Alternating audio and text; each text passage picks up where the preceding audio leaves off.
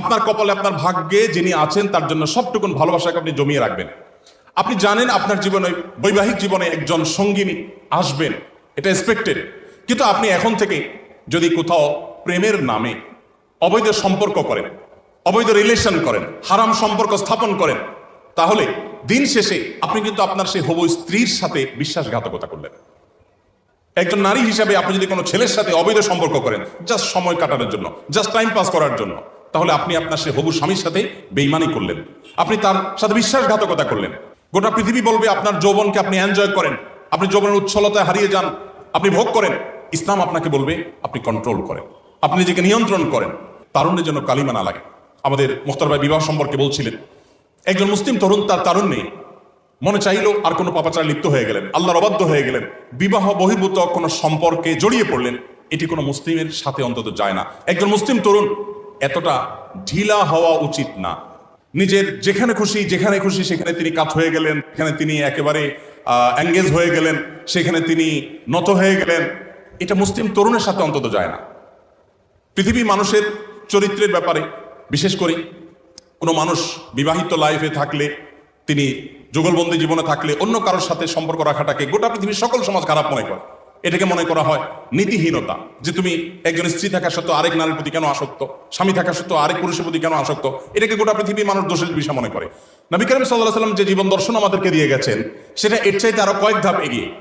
সেটা হলো আল্লাহ আপনাকে যে তারুণ্য দিয়েছেন, এই তারুণ্যের সবটুকুন ভালোবাসা আপনি জমিয়ে রাখবেন আপনার সে জীবন সঙ্গিনীর জন্য।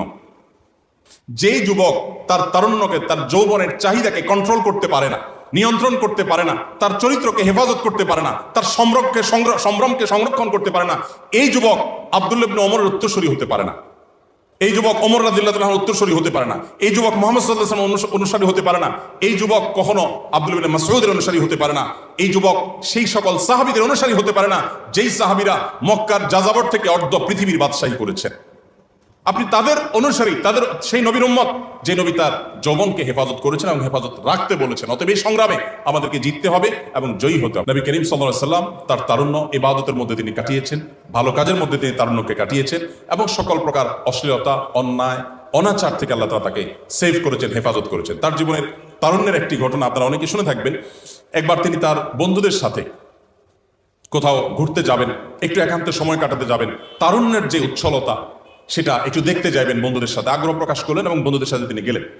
কোথাও একটা বিবাহের অনুষ্ঠানে তারা প্রবেশ করলেন। সেখানে তৎকালীন যুগে যে সমস্ত বিষয় হতো, সেখানে সকল আয়োজনে মাদকদ্রব্য এটা সবচাইতে কমন বিষয় ছিল।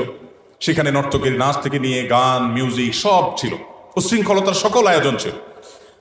মুহাম্মদ সাল্লাল্লাহু আলাইহি ওয়াসাল্লাম সেখানে বন্ধুদের সাথে প্রবেশ করার সাথে সাথেই আল্লাহ রাব্বুল আলামিন তার এই নবীকে, যিনি তখন নবুয়তের দায়িত্ব বুঝে পাননি কিন্তু তিনি নবী, সেই মুহাম্মদ সাল্লাল্লাহু আলাইহি ওয়াসাল্লামকে তরুণ বয়সেই আল্লাহ রাব্বুল আলামিন এমনভাবে ঘুমে আচ্ছন্ন করে দিলেন, তার শরীর ভেঙে এমনভাবে ঘুম এসে পড়লো তিনি শুয়ে পড়লেন, কোনোভাবে তিনি জেগে থাকতে পারলেন না।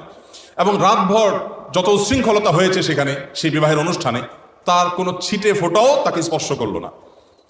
তিনি ঠিক তখন ঘুম থেকে জেগে উঠলেন যখন দেখলেন রাত পোহানো হয়ে গেছে, সবার সকল উচ্ছৃঙ্খলতার সকল আয়োজন শেষ হয়ে গেছে, পরিসমাপ্ত হয়েছে।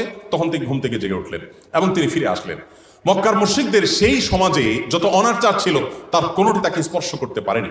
আপনারা একটু আগে প্রফেসর মুখতার ভাইয়ের বক্তব্য শুনছিলেন।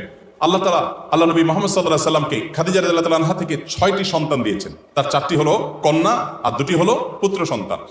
সেই সমাজে কন্যা সন্তান জন্মগ্রহণ করা, কন্যা হয়ে জন্মগ্রহণ করাটাকে অপরাধ মনে করা হতো।